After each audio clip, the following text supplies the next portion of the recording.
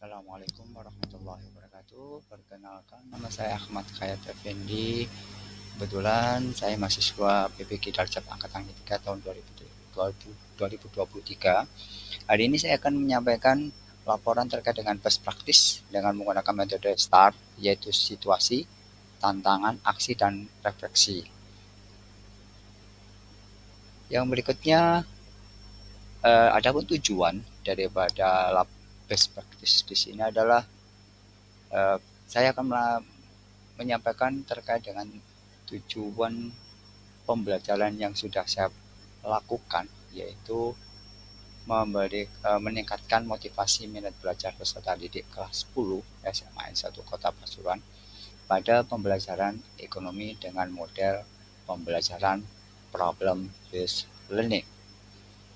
Berikutnya adalah dengan metode yang tadi saya sampaikan sebelumnya, adalah dengan situasi. Yang pertama, bagaimana pada umumnya guru itu melakukan sistem pengajarannya di kelas masih monoton. Yang kedua, guru kurang memberikan motivasi peserta didik dalam belajar. Yang ketiga, guru belum memanfaatkan media pembelajaran dengan baik. Dan yang keempat, kurangnya pemahaman guru mengenai model-model pembelajaran inovatif. Di sini, situasi yang ini tergambar ketika saya melaksanakan daripada proses praktek pembelajaran di lapangan.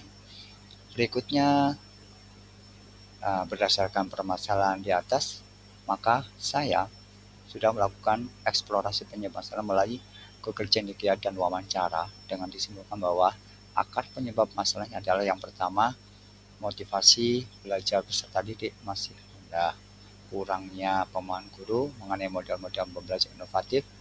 Nah, dari kedua penyebab tersebut, maka saya mencoba menemukan alternatif solusinya, yaitu mencoba menerapkan model pembelajaran dengan model problem based learning yang mana nanti akan dikombinasikan dengan memberikan sebuah studi kasus seperti itu.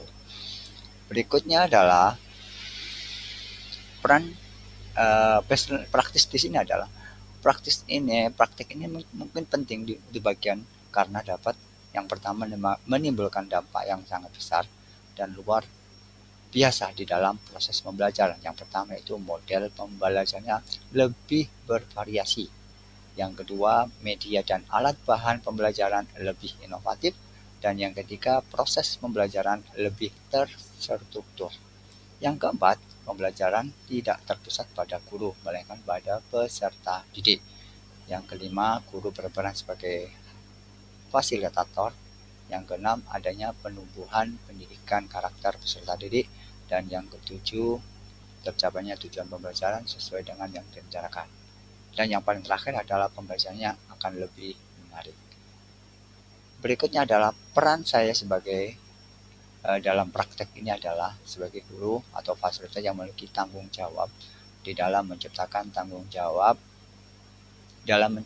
proses pembelajaran yang inovatif, variatif, menarik dengan cara memilih dan memanfaatkan metode dan media belajar yang tepat agar tujuan pembelajaran dapat tercapai sesuai dengan yang diharapkan. Dari peran itu tersendiri, ada tantangan yang saya hadapi sebagai seorang guru yang maksudnya adalah kemampuan guru di dalam menerapkan model dan media manajemen proses pembelajaran itu sesuai dengan yang semestinya harus sesuai dengan alokasi waktu dan cara menyajikan materi masih terbatas. Yang kedua, peserta didik belum terbiasa belajar melalui model yang dipersiapkan oleh guru. Dan yang ketiga, guru harus bisa menyiapkan media, entah itu bisa berbentuk video yang menyajikan informasi yang lebih menarik lagi agar dapat meningkatkan motivasi belajar peserta didik. Berikutnya adalah bagaimana dan atau siapa-siapa yang terlibat di dalamnya. Yang pasti yang pertama yaitu peserta didik sebagai sentral di dalam proses pembelajaran. Yang kedua, guru sebagai fasilitator. Dan yang ketiga, dosen pembimbing, yaitu Ibu Raufah Inayati, SPD MPD, dan Guru Pamong, Ibu Nila Rafika, SPD GR, sebagai pembimbing dalam proses pembelajaran. Dan yang keempat adalah Kepala Sekolah SMA Negeri 1 Kota Pasun, yaitu Bapak Dr. Andes Gatot Suyono, yang dimana beliau memberikan keleluasaan dan menyediakan fasilitas yang dibutuhkan.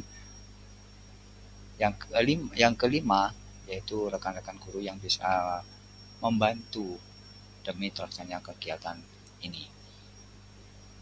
Berikutnya adalah aksi, di mana aksi yang sudah dari tantangan, dari situasi, kemudian tantangan. Nah, aksi yang akan kami perlu lakukan yaitu yang pertama, langkah-langkah yang harus bisa dilakukan di dalam menghadapi tantangan, yaitu perlu melakukan latihan dalam menerapkan model pembelajaran problem based learning dan media pendukung dengan menyesuaikan alokasi yang ada. Yang kedua, menyajikan materi pembelajaran melalui video atau yang lainnya semenarik mungkin. Dan yang ketiga, memotivasi peserta didik agar mengikuti pembelajaran dengan baik.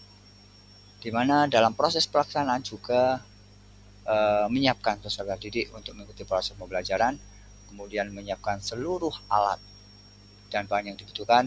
Yang ketiga, melaksanakan praktek pembelajaran menerapkan model dan media yang sudah dirancang. Yang keempat, melakukan evaluasi dan refleksi. Sedangkan sumber daya atau materi yang diperlukan, guru harus bisa memiliki pemahaman yang baik tentang penerapan model pembelajaran problem based learning, yaitu dengan dibantu dengan video serta alat pendukung seperti LCD, proyektor, kamera, mungkin WiFi, agar tujuan best practice ini bisa tercapai. Berikutnya adalah refleksi, di mana refleksi ini dampak dari aksi yang tadi sudah dilakukan. Yang pertama, penggunaan model pembelajaran problem based learning membuat peserta didik berani dan semangat di dalam belajar, cepat berpikir, dan berusaha menjawab, serta membuat peserta didik aktif mengerjakan tugas baik individu maupun kelompok dan dapat mengambil bagian di dalam proses pembelajaran secara utuh. Nah, yang berikutnya adalah respon orang lain terkait dengan strategi yang dilakukan adalah yang pertama dari kepala sekolah mendukung penuh atas kegiatan pembelajaran yang telah dilaksanakan. Yang kedua dari teman sejawat yang memberikan sinyal positif dan antusias sehingga mereka juga ingin melaksanakan model pembelajaran inovatif yang telah saya laksanakan karena berdampak besar terhadap motivasi belajar peserta didik. Yang menjadi faktor keberhasilan adalah yang pertama, dukungan dan bimbingan dari dosen dan guru serta teman-teman mahasiswa seluruh memberikan motivasi serta saran yang mendukung dalam kegiatan PBL ini. Yang kedua, kepala sekolah dan juga rekan sejawat. Yang ketiga, antusiasi peserta didik di dalam mengikuti pembelajaran meskipun kegiatan pembelajaran seperti itu baru mereka dapatkan. Dan yang keempat, dapat mengantisipasi atau mengatasi tantangan yang dihadapi sebelum hari pelaksanaan PBL. Dan yang kelima, melaksanakan refleksi setiap tahapan yang dilalui. Kesimpulannya adalah pembelajaran kreatif inovatif adalah proses pembelajaran dengan memerlukan keterlibatan, kreativitas, dan inovasi. Dalam proses pembelajaran ini juga dibutuhkan keterampilan serta pemahaman khusus tentang konteks, kreativitas, dan diterapkan. Proses kreatif menjadi inti dari inovasi dan seringkali kata-kata tersebut digunakan secara bergantian. Demikian mungkin yang bisa saya sampaikan terkait dengan laporan best practice yang sudah saya ambil dari hasil praktek pembelajaran di lapangan pada hari ini. Terima kasih. Mohon maaf apabila ada yang kurang berkenan. Assalamualaikum warahmatullahi wabarakatuh.